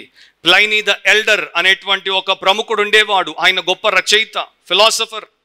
ఆయన భోజనం చేసే టైంలో కూడా ఖాళీగా ఉండకుండా భోజనం చేసేటప్పుడు కూడా తనకు కావలసినటువంటి సబ్జెక్ట్ పుస్తకాన్ని తన పక్క నుండి జాగ్రత్తగా చదవడానికి ఒకడిని పనికి పెట్టుకున్నాడు. ఆయన ప్రయాణాలు చేస్తుంటే కూడా వినిపించుకుంటాడు. ఆయన ఎప్పుడు కూడా తాను ఏదైతే చదువుతాడో, ఏదైతే వింటాడో వెంటనే నోట్స్లో రాసుకోవడానికి దాన్ని ఎప్పుడు తనతో పెట్టుకొని ఒక చిన్న పోర్టబుల్ రైటింగ్ డెస్క్ని పెట్టుకొని తిరుగుతాడు. ఇతడు విశ్వాసి కాదు, క్రైస్తవుడు కాదు, అతడు చదివినవి విన్నవి దేవుని యొక్క సత్యాలు కావు. మనము వాక్యం పట్ల అశ్రద్ధ చూపితే నిజంగా మనం ఏమంటున్నాం? ఆది యందు వాక్యం ఉండెను, వాక్యము దేవుని యొద్ద ఉండెను, వాక్యము దేవుడై ఉండెను, ఆ వాక్యము నాకు వినబడెను, కానీ నేను దాన్ని కేర్ చేయను. నాకు యేసు అంటే ప్రేమ అన్నవాడు వాక్యాన్ని ప్రేమించకుండా ఒక్క నిమిషము కూడా ఉండడు. వాక్యమును ఎత్తేసిన బోగస్ బోధకులు, వాక్యమును ఎత్తేసిన బోగస్ చర్చెస్, వాక్యం అంటే ఆసక్తి లేని బోగస్ బిలీవర్స్ జీసస్ లవర్స్ కాదు. తెలుసుకోండి, ఇది మేల్కున్నారు కదా, హృదయము కన్నులు అన్నీ తెరిచి వింటున్నారు కదా బైబిల్, ఇది తెలుసుకోండి. ఇది you cannot say that I love Jesus if you have no passion for his word. Pliny the younger, ఈయన యొక్క బంధువు, అతడు ఒక లాయర్. అతడు గుర్రపు స్వారీ చేసినప్పుడు, నడిచినప్పుడు, కూర్చున్నప్పుడు, అతడు కోర్టుకెళ్ళి అక్కడ కాస్త లీజర్ టైం దొరికినప్పుడు నిరంతరము చదివేవాడు. అపోస్తలుల కార్యములు 17వ అధ్యాయంలో 11వ వచనంలో ఈ రకంగా రాయబడి ఉంది, వీరు తెస్సలోనికలో ఉన్నవారి కంటే గనులై ఉండిరి కనుక ఆసక్తితో వాక్యమును అంగీకరించి పౌలును సీలయును చెప్పిన సంగతులు అలాగున్నవో లేవో అని ప్రతిదినమును లేఖనములు పరిశోధించుచూ వచ్చిరి. బెరియాకు సంబంధించినటువంటి భక్తులు వీరు. సో పౌలు శీలలు బోధించినటువంటి వాక్యమును ఆసక్తితో విన్నారు, ప్రతిదినము లేఖనాలను పరిశోధించారు. నాకు తెలుసు మన VWCలో కొంతమంది బిలీవర్స్, క్రిస్టియన్ మెంబర్స్ ఎట్లా ఉన్నారంటే, ఈరోజు నేను మీతో బైబిల్ తెరిపించాను, మళ్ళీ వచ్చే సండే బతుకుంటే నేను బైబిల్ తెరిపించేంత వరకు మీరు మీ సొంతగా మీ ఇంట్లో బైబిల్ తెరవరు. They search the scriptures daily. Bible గురించి ఒక భక్తుడు అంటాడు, this is a bitter sweet book. ఇది చేదు తీపితో ఉన్నటువంటి పుస్తకం. విశ్వాసికి ఇది తీయగా ఉంటుంది, అవిశ్వాసికి ఇది చేదుగా ఉంటుంది. ఎందుకంటే ఒకడికి రక్షణ, ఒకడికి శిక్ష, ఒకడిని కరిగిస్తుంది, ఒకడిని కఠినపరుస్తుంది. అలాంటి గ్రంథం ఇది. ఇది క్రిస్టియన్కి కూడా ఒక బిట్టర్ స్వీట్ బుక్కే. క్రైస్తవులకు కూడా ఇది ఒక చేదు తీపితో ఉన్నటువంటి పుస్తకమే. మొదట్లో క్రైస్తవులకి ఇది తేనె వంటిదిగా ఉంటుంది. ఆ తర్వాత ఈ పుస్తకం వారితో మాట్లాడి వారిని లోకము నుండి వేరు చేసినప్పుడు, అసత్యము నుండి వేరు చేసినప్పుడు, అపవిత్రత నుండి వేరు చేసినప్పుడు, దేవుడి కొరకు వారిని నిలబెట్టినప్పుడు, దేవుడి కొరకు వారు తీర్మానించాల్సి వచ్చినప్పుడు ఇక లోకం వారికి వ్యతిరేకంగా మారుతుంది. స్వంత వారు వారికి శత్రువులు అయిపోతారు. వీరు విమర్శలకు గులవుతారు అండ్ వీరు నానా రకాలుగా ఇబ్బందుల పాలవుతారు. అప్పుడు క్రైస్తవులకు అర్థమవుతుంది మొదట్లో స్వీట్గా ఉంది, ఇప్పుడేంటి బిట్టర్ అయిపోయిందని. అండ్ చాలామంది ఆ బిట్టర్ లైఫ్లో ఆ ఫేజ్లో ఉండడానికి ఇష్టపడరు, అందుకనే వాళ్ళు బ్యాక్ స్లైడర్స్ అయిపోతారు.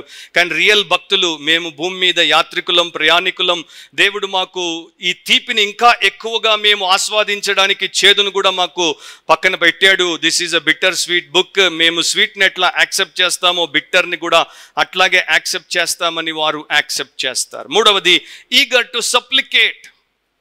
ఈగర్ టు సప్లికేట్ అంటే విజ్ఞాపన ప్రార్థన చేయడానికి ఆసక్తిని కలిగి ఉండుట.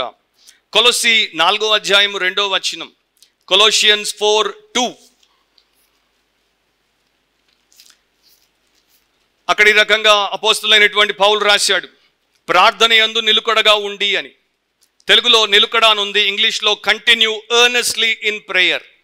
ప్రార్థనలో ఆసక్తి గల వారై ఉండి, ప్రార్థనలో పట్టుబడవని వారై ఉండి. ప్రార్థన అనేది మన ఆత్మ యొక్క అలవాటుగా మారినప్పుడు ప్రార్థన అనేది మనకు అనుదిన అభ్యాసంగా ఉంటుంది. మన సోల్ హ్యాబిట్గా ప్రేయర్ని మనం మార్చుకోవాలి. స్పిరిచువల్ పీపుల్ అనేవారు, ఆత్మీయులు అనేవారు నిరంతరము దేవుడితో అనుసంధానమై ఉంటారు. అంటే they are connected to God, a prayer hearing God. ప్రార్థన ఆలకించేటువంటి దేవుడితో వారు సంబంధాన్ని కలిగి ఉన్నారు. ఆయన మాట్లాడతాడు, మాట్లాడుతుంటే వింటాడు కనుక వీరు కమ్యూనికేషన్ చేస్తూ ఉంటారు. ఇది అనుదిన ఆత్మీయ అభ్యాసంగా ఉంటుంది. ప్రతిరోజు దేవుడితో మనము ఈ రకంగా ప్రార్థనలో సమయం గడపాలి. ఇక్కడ ఆయన చెప్పేది ఏంటంటే, మీ అవసరాల కొరకు ప్రార్థించమండం కాదు, దేవునితో మీరు నిజంగా ఆయన పనులను చేయించడానికి, ఆయన చిత్తాన్ని జరిగించడానికి, సంఘాన్ని క్షేమంలోనికి నడిపించడానికి, రక్షణ లేని వారిని రక్షణలోనికి తీసుకురావడానికి ప్రార్థించడం. అండ్ మీరు ఎట్లా చూస్తారో నాకు తెలియదు ప్రార్థన. నేను ఇట్లా చూస్తాను, వెనెవర్ ఐ ప్రే, నేను ఎప్పుడు ప్రార్థన చేసినా, ఎక్కడ ప్రార్థన చేసినా, ఇమీడియట్గా I get in to the presence of the one who is pure, who is all powerful and who is perfect. సంపూర్ణుడు, స్వచ్ఛమైన వాడు, పరిపూర్ణమైనటువంటి సామర్థ్యం కలిగినటువంటి దేవుడి సన్నిధిలో ప్రార్థన చేసిన ప్రతిసారి నన్ను నేను పెట్టుకుంటున్నాను. ఆయన దగ్గర నుండి వాటిని నేను తీసుకోవడానికి ఆయనతో కనెక్ట్ అవుతున్నాను అని నేను చూస్తాను. కనుక నాకు 24/7 ప్రార్థన చేయడం కష్టం అనిపించదు. ఒక క్రిస్టియన్ అవ్వకమునుపు చర్చ్ గోయర్గా ఉన్నటువంటి వ్యక్తి, అంటే ఆచారపు విశ్వాసిగా ఉన్నటువంటి వ్యక్తి తన పుస్తకంలో ఇట్లా రాశాడు, నేను రక్షణ పొందక మునుపు ఇతరుల మధ్యలో ప్రార్థన చేసినప్పుడు వారికి ప్రార్థన చేసేవాడిని. నేను ఇంటికి వచ్చి ప్రార్థన చేసుకున్నప్పుడు నాకు నేను ప్రార్థన చేసుకునేవాడిని. కానీ ఇప్పుడు నేను రక్షించబడిన తర్వాత ప్రతిసారి దేవుడికి ప్రార్థన చేస్తున్నాను. మీలో కూడా ఆలోచించండి. చాలామంది నేను ఎంకరేజ్ చేశాను, విజ్ఞాపన ప్రార్థనలు చేయండి అని. వారు భయపడతారు, వెనక్కి నెట్టేసి మేము ఇప్పుడుగా తర్వాత అని అంటారు. దాని యొక్క అర్థం మీకు అర్థమైందో లేదో కానీ నేను చెప్తాను, ఇతరుల కోసం మీరు ప్రార్థన చేయాలి. వారికి నా ప్రార్థన బాగా వింపుగా సొంపుగా ఉండాలి. అది నేను నేర్చుకున్నప్పుడు చేద్దామంటే అసలు మీరు లైఫ్లో ఎప్పుడు ప్రార్థన చేయకండి. ఎందుకంటే your prayer is useless. Don't pray for others, don't pray to your own self, but pray to God. ఆ దేవుడికి ప్రార్థన చేయాలంటే ఆ మనిషి ఏమని ప్రార్థన చేశాడు? దేవా, నేను పాపిని, నన్ను కరుణించుము. సో సింపుల్గా దేవుడికి ప్రార్థన చేయడం అనేది దేవుడి ద్వారా నేర్పించబడినప్పుడు నేర్చుకోవచ్చు.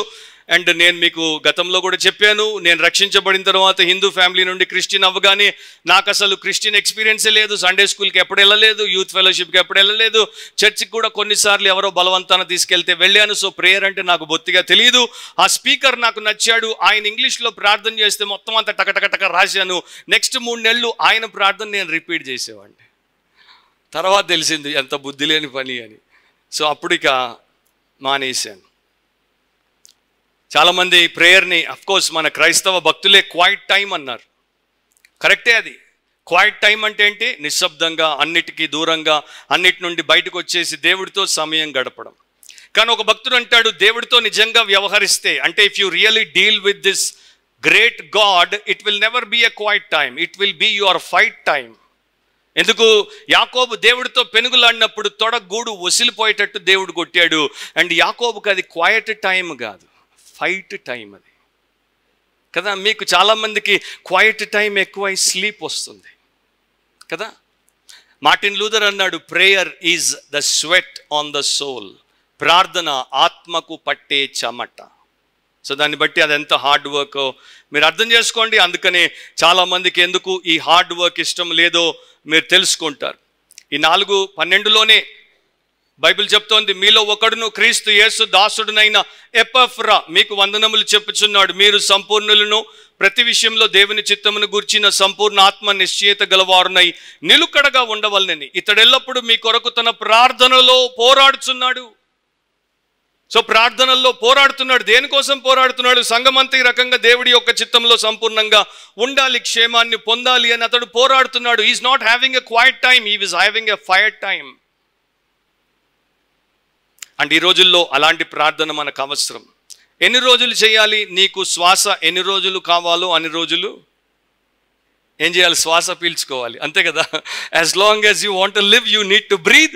As long as you want to live on this earth as a Saint of God you need to pray.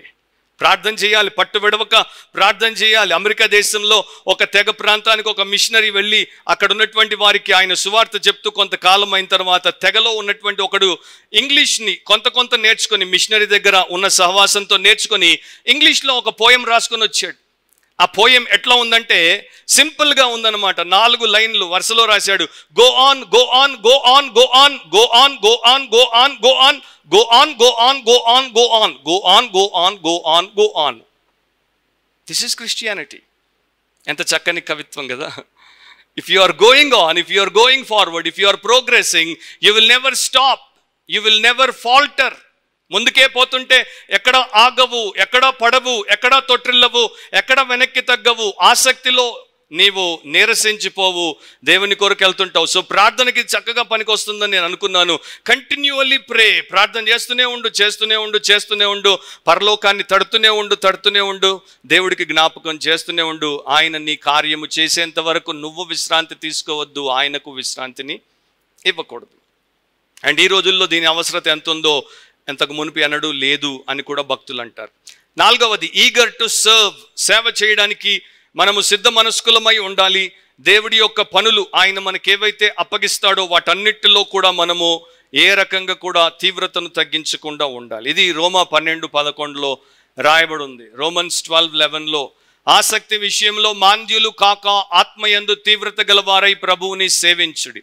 అక్కడ చాలా సారం ఉంది, దాంట్లోనికి నేను పూర్తిగా వెళ్ళను, కానీ కొంత పాయింట్అవుట్ చేస్తాను. ఒక బైబిల్ విలియమ్స్ అనే ట్రాన్స్లేషన్లో ఈ రకంగా ఉంటుంది, నెవర్ స్లాక్ ఇన్ ఎర్నెస్నెస్. ఆసక్తి విషయంలో ఎప్పుడు కూడా వెనక్కి తగ్గొద్దు, బలహీనం అవ్వద్దు. Always on fire with the spirit. ఆత్మలో ఎప్పుడు కూడా అగ్ని కలిగి ఉండు. Always serving the lord. ఎల్లప్పుడూ ప్రభువుని సేవిస్తూ ఉండు. ఇంకొక ఇంగ్లీష్ బైబిల్లో with unflagging energy in order of spirit serve the lord. అంటే బలహీనం అవ్వనటువంటి బలముతో, సన్నగిల్లనటువంటి బలముతో, ఆత్మ తీవ్రతతో ప్రభువుని సేవించు. ఆ తీవ్రత అనేటువంటి పదము లిటరల్గా దాని అర్థం ఏంటంటే మసిలే నీళ్లు, బాయిలింగ్ వాటర్. నీళ్లు బాగా మసిలిపోతుంటే ఎట్లా ఉంటుందో నీ హృదయంలో నీ యొక్క ఆత్మ ఆ రకంగా మసులుతూ ఉండాలి. వాడుక భాషలో తెలుగు బైబిల్ని వారు విడుదల చేశారు కొంతకాలం క్రితం. దాంట్లో ఇట్లా ఉంది, ఉత్సాహాన్ని వదులుకోకుండా ఉత్తేజితమైన ఆత్మతో ప్రభువు సేవ చేయండి. ఉత్సాహాన్ని వదులుకోకుండా, జీల్, ఎంతూసియాజంని వదులుకోకుండా. చాలా మందికి మినిస్ట్రీలో తప్పకుండా డిసప్పాయింట్మెంట్స్ వస్తాయి. సేవలో మీ సేవ ఏదైనా కావచ్చు.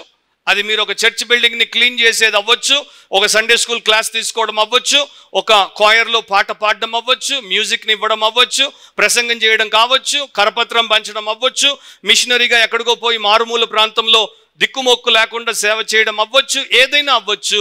అక్కడ ఏం జరుగుతుందంటే మీ యొక్క ఉత్సాహము తగ్గిపోకుండా, కొంతకాలానికి డిసప్పాయింట్మెంట్ రాగానే ఉత్సాహమే తగ్గిపోతుంది. సో మనం ఏమైపోతాము, ఫుల్ ఎయిర్ ఉన్నటువంటి టైర్, ఫుల్ ఎయిర్ ఉన్నటువంటి బలూన్ని పిన్తో కూర్చోగానే టప్పున పగిలి అది పంక్చర్ అయి పలచగా అయిపోతుందో ఆ రకంగా చాలామంది అయిపోతాం. కానీ బైబిల్ ఏం చెప్తుంది, వాటిని కాదు మనం చూడాల్సింది, మన ప్రభువుని చూడాలి. విశ్వాసానికి కర్త కొనసాగించు వాడిని చూస్తూ మనం ముందుకు సాగాలి. ఈయన రియల్ క్రిస్టియన్ కాదు, కానీ క్రిస్టియన్ లిటరేచర్ని చాలా తన పుస్తకాల కోసం వాడాడు. ఆయన ఈ రకంగా అంటాడు, years wrinkle the skin but lack of enthusiasm wrinkles the soul. సంవత్సరాలు మీద పడినప్పుడు నీ శరీరము, నీ యొక్క చర్మము ముడతబడుతుంది, కానీ నీలో ఉత్తేజము, ఉత్సాహము లేకపోతే నీ ఆత్మ మీదే ముడతలు వచ్చేస్తాయి. మన ముఖానికి అప్పుడే ముడతలు రావడం మనకి ఇష్టం ఉండదు, ఏవేవో పూస్తుంటారు.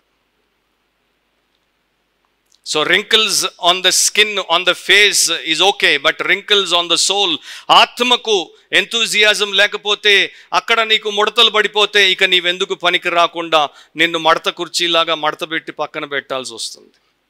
ఓల్డ్ కేజేవిలో ఈ రకంగా వారు దీన్ని ట్రాన్స్లేట్ చేశారు, నాట్ స్లాత్ఫుల్ ఇన్ బిజినెస్. వ్యాపార విషయంలో సోమరిగా ఉండొద్దు. వ్యాపారస్తులందరికీ తెలుసు, వ్యాపార విషయంలో సోమరులుగా ఉంటే, వ్యాపారం చేసే విధానాల్లో బద్దకిస్తే, వారు హాయిని కోరుకుంటే, టైం ప్రకారం వ్యాపారం చేస్తానంటే అది సాధ్యం అవ్వదు అని అందరికీ తెలుసు. కేజేవిలో ఆ టైంలో వ్యాపారం అంటే కమర్షియల్గా మనం ఈ రోజున ఆలోచించేటువంటి వ్యాపారం కాదు. యేసుప్రభు అంటాడు లూకాలో, నేను వచ్చేంత వరకు నా పని చేయండి, do business till I come back. So వ్యాపారమును ఎందుకు కేజేవి ట్రాన్స్లేటర్స్ వాడారు? ఎందుకంటే వారున్నటువంటి 17th సెంచరీలో ఆ ఇంగ్లాండ్లో వ్యాపారస్తులు చాలా శ్రద్ధతో, ఆసక్తితో, చాలా ఉత్తేజంతో, ఉత్సాహంతో, ఎత్తు పల్లాలు వచ్చినా, నష్టాలు కష్టాలు వచ్చినా వారు మాత్రం ఎడతెగక దాని వెనకే ఉండి వ్యాపారాలను కట్టుకొని పైకి తెచ్చేవారు. సో అందుకనే కేజేవి ట్రాన్స్లేటర్స్ ఏమని రాశారు, never be slothful in business. So 17th సెంచరీలో ఉన్నటువంటి వారు ఫస్ట్ టైం కేజేవి చదివిన వాళ్ళకి ఇది అర్థమైపోతుంది, కానీ 21st సెంచరీ మనకు ఇది చదివితే అర్థం కాదు. ఎందుకంటే మనకి ఇప్పుడు అంతా పరిభాషలు, అన్ని డెఫినేషన్లు మారిపోయాయి. ఒకడు వ్యాపారాన్ని ఏ రకంగా చూస్తాడో, ఎంత శ్రద్ధతో, ఆసక్తితో, తన లాభం కోసం తన శాయశక్తుల దాని మీద దృష్టి పెట్టి పనిచేస్తాడో, దానికన్నా ఎక్కువ నీ ఆత్మ విషయంలో నీవు తీవ్రత కలిగి ఉండాలి, నీవు ఆసక్తిని చూపించాలి అని దేవుని వాక్యం అంటోంది. అపోస్తలుల కార్యములు 18లో ఒక ఆయన్ని మీకు జ్ఞాపకం చేస్తాను, 25వ వచనం. యాక్ట్స్ 18:25లో అతని యొక్క జీవితం ఈ రకంగా కనబడుతుంది. అతడు అంటే అపోల్లో అనేటువంటి వ్యక్తి ప్రభువు మార్గం విషయమై ఉపదేశం పొంది తన ఆత్మయందు తీవ్రపడి యోహాను బాప్తిస్మం మాత్రమే తెలుసుకొనిన వాడైనను యేసును గూర్చిన సంగతులు వివరముగా చెప్పి బోధించుచు సమాజ మందిరంలో ధైర్యముగా మాటలాడనారంభించెను. ఇలా అతడు విన్నాడు. వెంటనే అతడు పనికి తన్ను తాను పెట్టేసుకున్నాడు. అతనికి ప్రభు యొక్క మార్గం గురించి ఉపదేశం జరిగింది. దీన్నే క్యాటకైజ్ అంటారు, క్యాటకిజం అంటారు. అంటే పిల్లల్ని తల్లిదండ్రులు కూర్చోబెట్టుకొని ప్రభు యొక్క బోధలో, ప్రభు యొక్క శిక్షలో వారిని పెంచుతారు చూడండి. ఈ రోజుల్లో అది పూర్తిగా పోయింది. కానీ 17, 18 సెంచురీస్లో, 16 సెంచురీస్లో రిఫార్మర్స్ వచ్చినప్పుడు, ప్రొటెస్టెంటనిజం ప్రారంభమైనప్పుడు రోమన్ క్యాథలిసిజం చాలామంది బుర్రలను ఖరాబ్ చేసి ఉంది కనుక ఈ ప్రొటెస్టెంట్ రిఫార్మర్స్ ఏం చేశారు, క్యాటకైజ్ చేయాలి మీ పిల్లలకి అని చెప్పారు. అంటే మీ పిల్లలకు చిన్నప్పటి నుండే బాగా మైండ్కి ఎక్కేటట్టు మీరు బైబిల్ బోధన శిక్షణ ఇవ్వాలని ప్రశ్న జవాబుల రూపంలో బైబిల్ యొక్క వేదాంతం అంతటిని కూడా క్యాటకిజమ్స్లో పెట్టించారు. ప్రతిరోజు వారు స్కూల్కి వెళ్ళి వచ్చిన తర్వాత హోంవర్క్ వారు చేసుకుంటే తల్లి తండ్రి హోంవర్క్ మీద శ్రద్ధ పెట్టేవారు కాదు, తల్లి తండ్రి బైబిల్ని వారికి నేర్పే విషయంలో శ్రద్ధ పెట్టేవారు. ఇప్పుడు రోల్ ఎంత రివర్స్ అయిపోయిందో చూడండి. ఇప్పుడు ఎంత మేము మొత్తుకున్నా, మా సండే స్కూల్ టీచర్స్ ఎంత చెమట కార్చినా, వారమంతటా మీ పిల్లలకి మీరు కనీసం ఒక్కసారైనా కూడా బైబిల్ నేర్పుతున్నారో లేదో నాకైతే తెలియదు. మరి అలాంటి వారు బైబిల్ నేర్చుకోకుండా బయటికి పోయిన తర్వాత బాడుగోలు పనులు చేస్తే మళ్ళీ మీరే బావు అంటారు. మళ్ళీ అప్పుడు మేమే కావాల్సి వస్తుంది. మీకు మా టైం ఎంత వేస్ట్ అయిపోతుంది కదా. మీరు కరెక్ట్గా కౌన్సిలింగ్ చేసినప్పుడు, స్క్రిప్చర్ని టీచ్ చేసినప్పుడు మీలో ప్రతి ఒక్కరు దాన్ని వెంటనే స్పంజిలాగా తీసేసుకొని మీరు దాన్ని మీలోనికి పెట్టేసుకుంటే మీరు ఎంత బాగుపడతారు. కానీ మీలో చాలామంది స్టోన్ అంటే తెలుసు కదా, రాయి. స్పంజ్ అంటే పీల్చుకుంటుంది, రాయి మీద పోస్తే కారిపోతుంది. సో ప్రతిసారి మేము పోసిందంతా ఏమవుతుంది, కారిపోతుంది. ఎందుకంటే కొన్ని అట్లాంటి సంఘటనలు ఒక పాస్టర్గా నేను గమనించినప్పుడు దేవుడు దీన్ని నాకు జ్ఞాపకం చేస్తాడు. సో దేవుడి యొక్క తీవ్రతలో అపోలో పూర్తిగా తెలియదు, ఇంకా బాప్తిస్మం సరైనటువంటి రీతిలో పొందలేదు. కానీ అతడు ఎంతగా తీవ్రపడ్డాడో చూడండి, ఏ రకంగా అతడు దేవుని కొరకు వాడబడ్డానికి ముందుకు వెళ్ళిపోయాడో చూడండి. సో నా ప్రియమైనటువంటి సహోదరి సహోదరులారా, ఆ రకమైనటువంటి జీవితం మనకుందా? గుర్తుపెట్టుకుందాం, we can never be slothful in spiritual business and spiritual battles. ఆత్మీయ వ్యాపారము, ఆత్మీయ పోరాటాల్లో మనము బద్దకించకూడదు. బద్దకిస్తే ఇంకా మనకి భవిష్యత్తు ఉండదు. 1 కొరింథీ 14:12 ఒక్కసారి తిప్పండి. 1 Corinthians 14:12. ఇక్కడ చక్కని మాట ఉంది, సంఘానికి రాశాడు, సంఘస్థులతో చెప్తున్నాడు దేవుడు, మీరు ఆత్మ సంబంధమైన వరముల విషయమై ఆసక్తి గలవారు గనుక సంఘమునకు క్షేమాభివృద్ధి కలుగు నిమిత్తము అవి మీకు విస్తరించినట్లు ప్రయత్నము చేయుడి.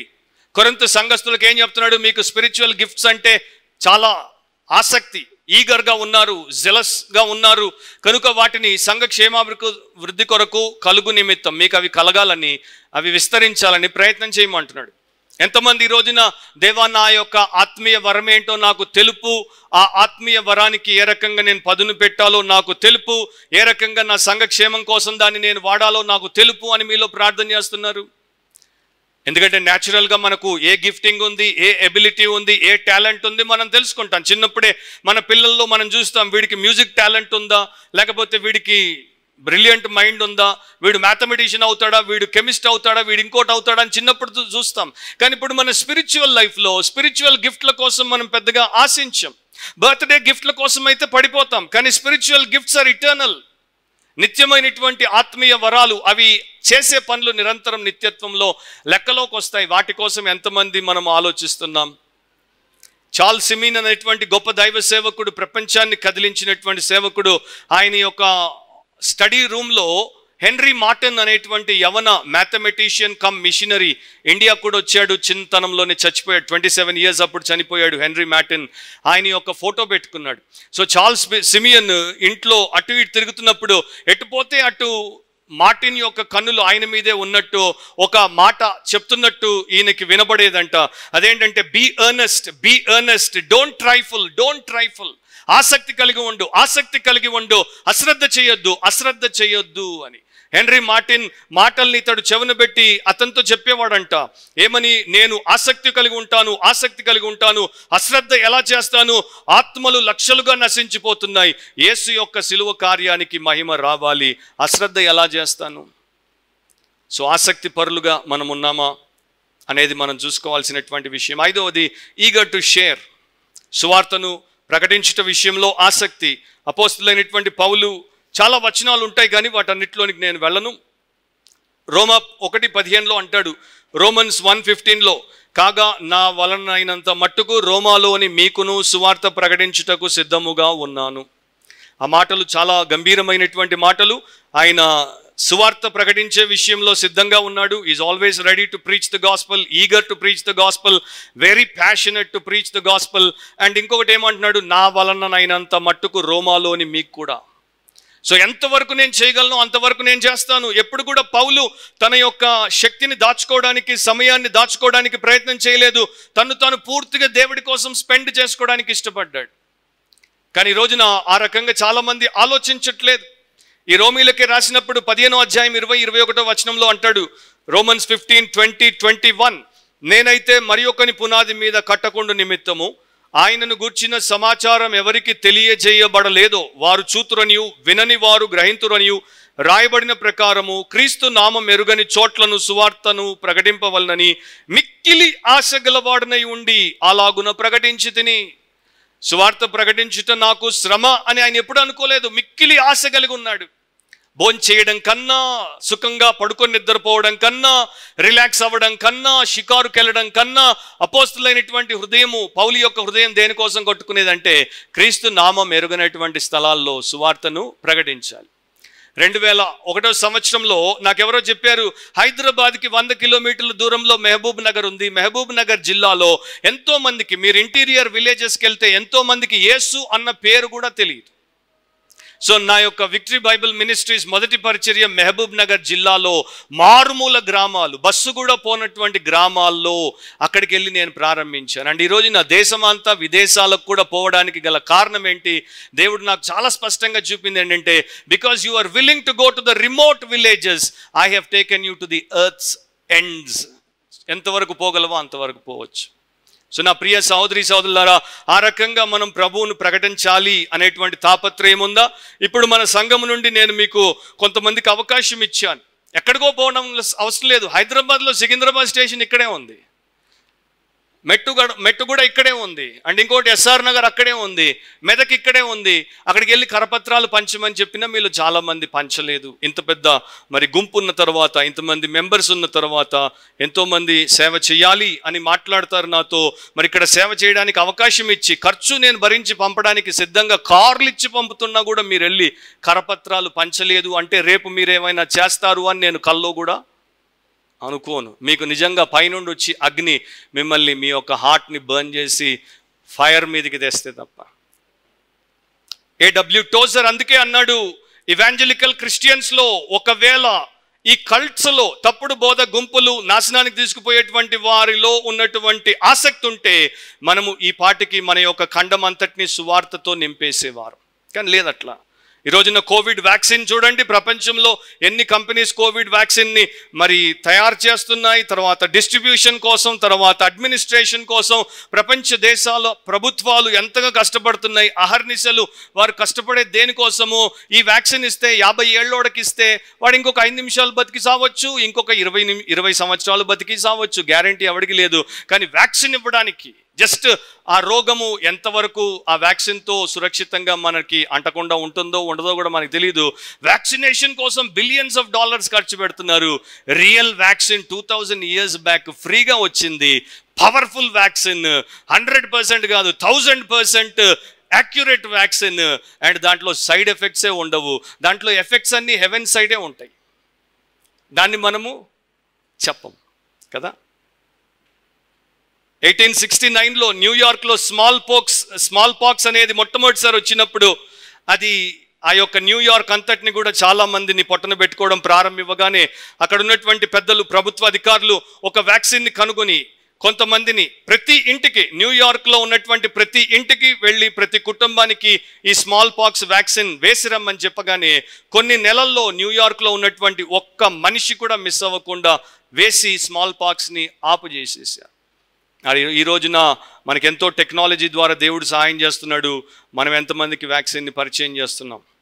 జీసస్ అనేటువంటి వ్యాక్సిన్ని ఎంతమందికి మీరు ఇస్తున్నారు? ఇక 6-7 పాయింట్స్ ఉంటాయి, అయిపోతున్న టైంకి నేను ముగిస్తాను. Eager to give there substance, వారి యొక్క స్వాస్థ్యమును దేవునికి ఇవ్వడానికి వారు ఆసక్తిని కనపరిచారు. అది మీరు తర్వాత చదువుకోండి. 2 Corinthians 8th chapter, 2 Corinthians 8వ అధ్యాయము. దాన్ని జాగ్రత్తగా మీరు చదువుకోండి. కొరింథు సంఘంలో ఎన్ని అవలక్షణాలు ఉన్నప్పటికీ ఈ సంఘస్థులకు మరి అపోస్తులైనటువంటి పౌలు ఎంత మంచి విషయాలు నేర్పాడో మనకు తెలుసు. 8వ అధ్యాయంలో ఆయన 7వ వచనంలో ఈ రకంగా చెప్తాడు.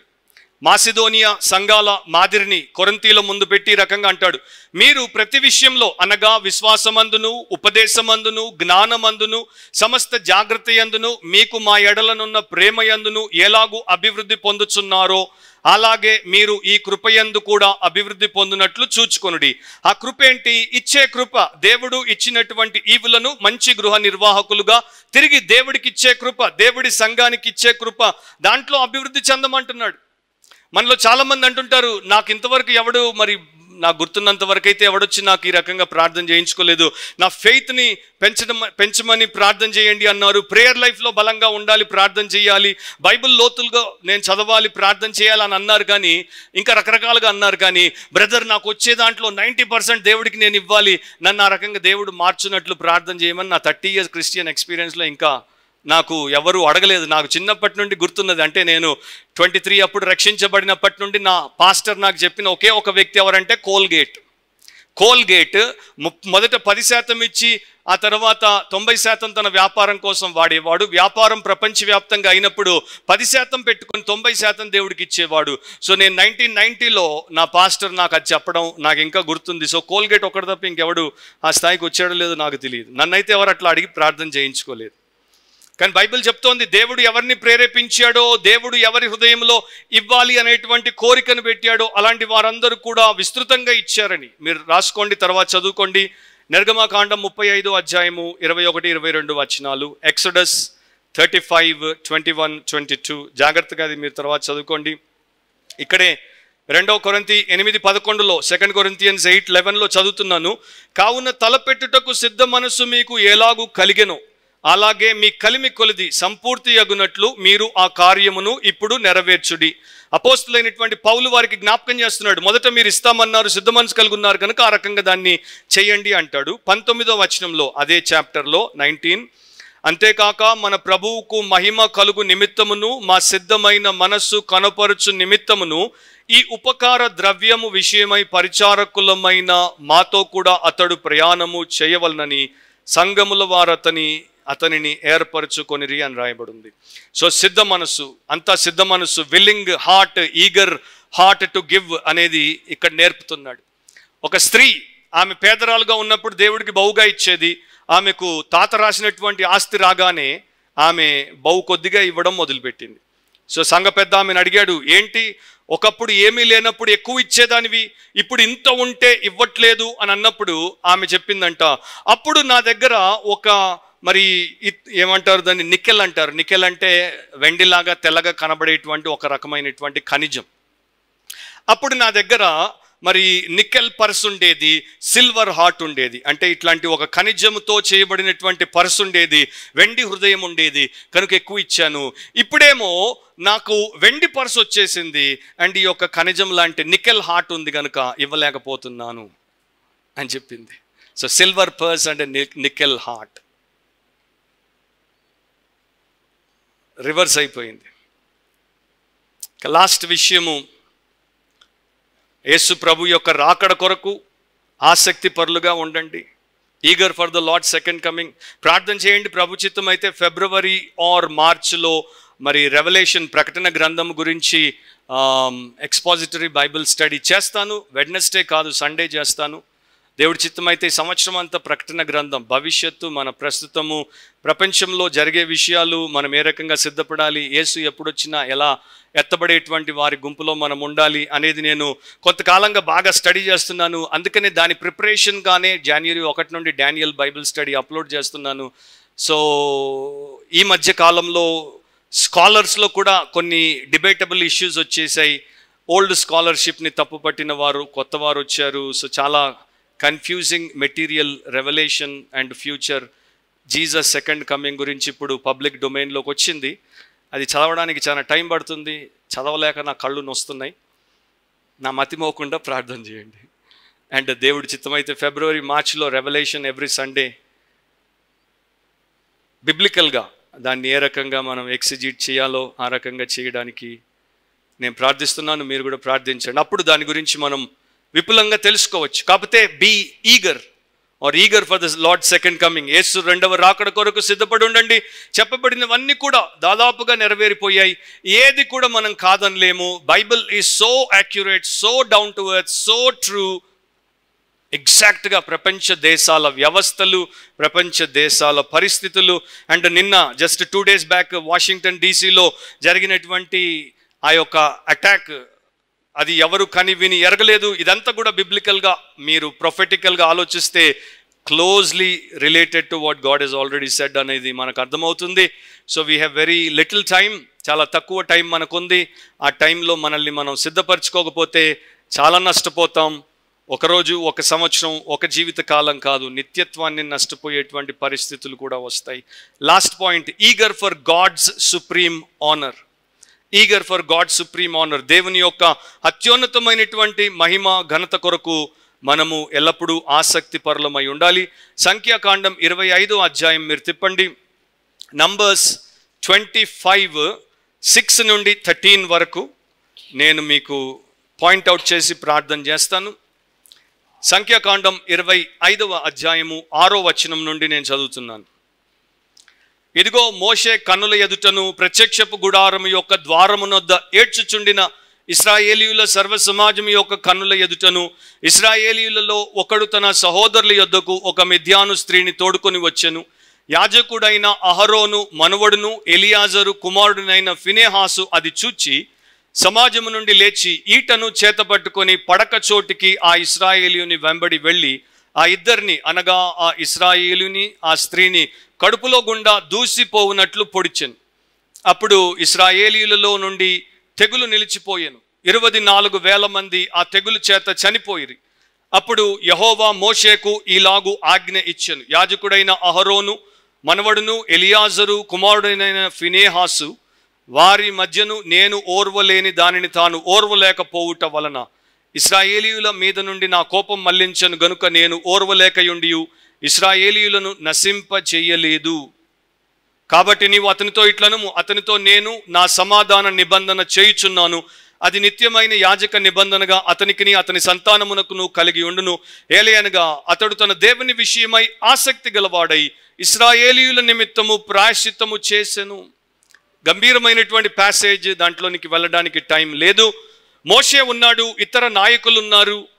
దేవుని యొక్క ప్రజల్లో ఒకడు ఒక మోయాబీయురాలిని, అపవిత్రమైనటువంటి దేవుని ప్రజకు సంబంధం లేనటువంటి ఒక వ్యక్తిని తీసుకొని గుడారంలోనికి పోయి పట్టపగలు అందరి ఎదుట వ్యభిచరిస్తున్నప్పుడు మోషే ఏం చేయట్లేదు, నాయకులు ఏమీ చేయట్లేదు, అందరూ క్వైట్గా ఉన్నారు.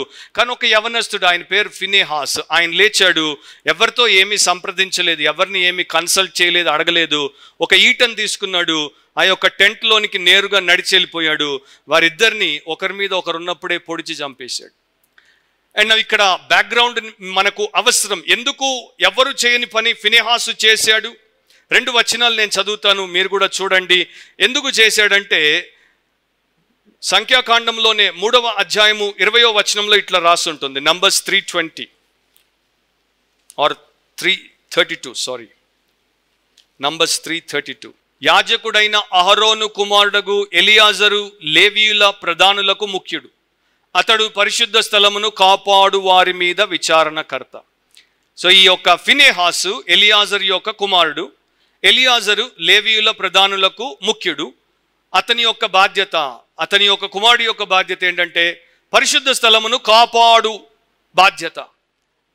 శాంక్చువరీ లేకపోతే టాబర్నకల్, హోలీ ప్లేస్ని డిఫైల్మెంట్తో అది పాడవ్వకుండా కాపాడాల్సినటువంటి బాధ్యత ఎలియాజర్కు, ఆ తర్వాత ఫినేహాసుకు దేవుడు అప్పగించాడు. మొదటి దినవృత్తాంతములు 9వ అధ్యాయంలో కూడా మీరు చూస్తే, 1 Chronicles 9:20.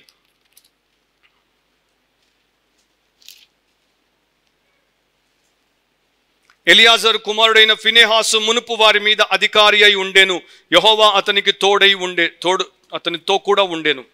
సో ఇతడు అధికారి. ఆ పాలెంలోనే అపవిత్రమైనటువంటి పాపం జరుగుతుంటే దాన్ని అతడు చూస్తూ ఊరుకోకూడదు. ఆ యొక్క అపవిత్రతను అతడు తుడుపు పెట్టేయాలి, తొలగించాలి. కనుక దాన్ని చంపేసి అతడు ఆ పనిని చేశాడు, తన బాధ్యతను నెరవేర్చాడు. దేవుడి వైపు నుండి రోషంతో ప్రవర్తించాడు. అందుకనే దేవుడు అతనితో అంటున్నాడు, నేను ఓర్వలేని దానిని అతడు కూడా ఓర్వలేకపోయాడు. నా ప్రియమైనటువంటి సహోదరి సహోదరులారా, మనము భక్తిపరులము, ఆత్మీయులము, క్రైస్తవులము అని ఎప్పుడు అనిపించుకుంటామో తెలుసా? ఆయన దేన్ని ఓర్వడో దాన్ని మనం ఓర్వకూడదు. ఆయన దేన్ని సహించడో దాన్ని మనం సహించకూడదు. ఆయన దేన్ని తిరస్కరిస్తాడో దాన్ని మనం తిరస్కరించాలి. ఆయన దేన్ని అంగీకరిస్తాడో దాన్ని అంగీకరించాలి. ఈ రోజున అక్కడ 40వ నిర్గమాకాండం చదివినప్పుడు దేవుడు ఏం చెప్పాడో మోషే అలాగే చేశాడు, అలాగే చేశాడు, అలాగే చేశాడు, అలాగే చేశాడు, అలాగే చేశాడు. సో దేవుడు ఏం చెప్తాడో అలాగే చేయాలి. ఇంకో రకంగా చేయడానికి హక్కు, అధికారం ఎవరికి లేదు. సో దేవుడు అంటున్నాడు, ఇతనితో నిత్య నిబంధన చేస్తాను. కానీ ఈ రకంగా మనం పనులు చేసినప్పుడు మన సొంత వారు, మన స్నేహితులు, మన సన్నిహితులు కూడా మనకు వేరుగా వ్యతిరేకులుగా అవ్వచ్చు. బట్ ఇట్స్ ఇమ్మెటీరియల్, అది అనవసరం. ఆయన ఏం చెప్పాడో అదే మనం చేయాలి. ఆయన దేన్ని ఓరుస్తాడో దాన్ని మనం ఓర్వాలి. ఆయన ఓర్వలేని దాన్ని మనం ఓర్వకూడదు. ఒక నీగ్రో చర్చ్ ఉంది కాన్సస్ సిటీలో, అమెరికాలో, బ్లాక్స్ చర్చ్ అనమాట. వారికి ఒక స్లోగన్ ఉంది. ఆ చర్చ్లోకి మీరు వస్తే అక్కడ మీకు రాయబడి కనబడుతుంది. ఇంగ్లీష్లో చెప్తాను, wake up, Singh up, preach up, pray up and pay up, but never give up or let up or back up or shut up until the cross of Christ in this church and in the world is built up. So అంతవరకు నిద్రపోవద్దు, అంతవరకు విరమించవద్దు, అంతవరకు విశ్రాంతి తీసుకోవద్దు. మన చిన్న చిన్న గిల్లి కజ్జాలు లేకపోతే మనకున్నటువంటి చిల్లర పాపాల చేత పట్టబడి పీడింపబడి మన జీవితాలను పతనం చేసుకోకుండా ప్రభు కొరకు, ఆయన గొప్ప రాజ్యం కొరకు, ప్రపంచవ్యాప్తంగా ఆయన చేసేటువంటి మహాఘనమైన సేవ కొరకు మనల్ని అప్పగించుకొని పాలిభాగస్థులముగా ఉండునట్లు ఆసక్తిని కలిగి ఉండాలి. యవనస్తుడు ఆక్స్ఫర్డ్ యూనివర్సిటీలో చదివాడు. డిగ్రీ చేతికొచ్చిన రోజున మిషనరీగా ఆఫ్రికాకి వెళ్తున్నాను అని చెప్పగానే అతని ఒక ప్రొఫెసర్ ఇంటికి వచ్చి మరి తిట్టాడు, నీకేమైనా బుద్ధుందా, మతిపోయిందా, ఇంత మంచి ఆపర్చునిటీ, ఇంత గ్రాండ్ బ్రిలియంట్ మైండ్ని నువ్వు ఆఫ్రికాకు పోయి 1-2 ఇయర్స్లో ప్రాణాల మీదకి తెచ్చుకొని చావడానిక ఇక్కడికి వచ్చి ఆక్స్ఫర్డ్ యూనివర్సిటీలో చదివావు అని అన్నప్పుడు ఆ యవనస్తుడు రియల్గానే బ్రిలియంట్, స్పిరిచువల్లీ బ్రిలియంట్ అని నేను అంటాను. అతను అన్నాడు, సార్ ఒకవేళ నా ఆక్స్ఫర్డ్ యూనివర్సిటీ డిగ్రీతో ఇంగ్లాండ్లో ఒక పెద్ద బ్రిడ్జ్ కట్టిస్తే ఆ బ్రిడ్జిని కడుతూ నేను చచ్చిపోతే మీకేమీ ఇబ్బంది ఉండదు, కానీ దానికన్నా పెద్దది ఆఫ్రికాలో ఒక ఇటర్నల్ గాస్పల్ కొరకు ఆ బ్రిడ్జ్ నిర్మాణం కొరకు దేవుడు నన్ను ఏర్పాటు చేసుకొని పంపితే నేను వెళ్ళడంలో మీకేంటి అభ్యంతరం? అండ్ ఎన్నోసార్లు పెద్ద పెద్ద బ్రిడ్జిలు కట్టినప్పుడు కనబడినటువంటి నీళ్లలో కింద వేసి పునాదిగా చేసినటువంటి రాళ్ళు ఎన్నో ఉంటాయి. అలాంటి ఒక కనుమరుగైపోయేటువంటి రాయిగా నా యేసు యొక్క నిత్య రాజ్యం కొరకు నేను ఉండడానికి ఆఫ్రికాకే వెళ్తానని వెళ్ళాడు. అలాగే 1 year తర్వాత హతసాక్షి అయిపోయాడు. So God wants such eager, earnest, jealous, passionate people. ఎందుకంటే ఆయన దహించు అగ్ని అయి ఉన్నాడు. ఆయన ఎన్నడు చల్లబారడు, నులివెచ్చనగా ఉండడు, ఆరిపోడు. మరి దహించు అగ్నితో నాకు సహవాసం ఉందంటే నేను మండే వ్యక్తిగా ఉంటాను, ఆరిపోయే వ్యక్తిగా ఉండను. తలంచండి, కళ్ళు మూసుకోండి, ప్రార్థనలో ఏకీభవించండి. పరిశుద్ధుడు అయిన మా దేవా, ఈ ఉదయం మరొకసారి మేము ఈ నూతన సంవత్సరపు ప్రారంభంలో ఉండగా ఇంతవరకు మా జీవితాలు ఏ ప్రకారం ఉన్నా వాటిని బట్టి మమ్మల్ని క్షమించి కనికరించి మా నులివెచ్చని పరిస్థితుల్లో నుండి మమ్మల్ని వెలుపలికి తీసుకుని వచ్చి మీ ఆత్మ అగ్నితో మా యొక్క కడుపులో నుండి బయటకు వచ్చేటువంటి జీవజలములను వేడెక్కించి ఉబుకున్నట్లు మేము మీ కొరకు ఆత్మయందు తీవ్రత గలవారమై సేవ చేయనట్లు, ఆసక్తి పరులమై దేవుడి విషయములను తృష్ణతో మేము కాంక్షించి మా జీవితంలో కలిగి ఉన్నట్లు, మాలో ప్రతి ఒక్కరి జీవితం నీకు ప్రశస్తమైనది కనుక నీ కుమారుడైన యేసును వెలగా మా కొరకు ఇచ్చావు, దానికి అనుగుణంగా జీవించినట్లు సహాయం చేయండి. మా సంఘంలో ఇంకా ఎవరైనా పాప క్షమాపణ పొందక ఆత్మరక్షణ పొందకుండా ఉంటే వారు రక్షించబడినంత వరకు మీరు వారిని విడవక వెంటాడండి. రక్షించబడి నులివెచ్చనగా ఉండేటువంటి వారు, శరీరానుసారులుగా ఉండేటువంటి వారిని మీరు మార్చండి. ప్రతి ఒక్కరము ఆసక్తితో ప్రభు కొరకు ఆసక్తి పరులమై బ్రతుకుటకు సహాయం చేయమని యేసు నామమున అడిగి ప్రార్థిస్తున్నాం తండ్రి, ఆమేన్.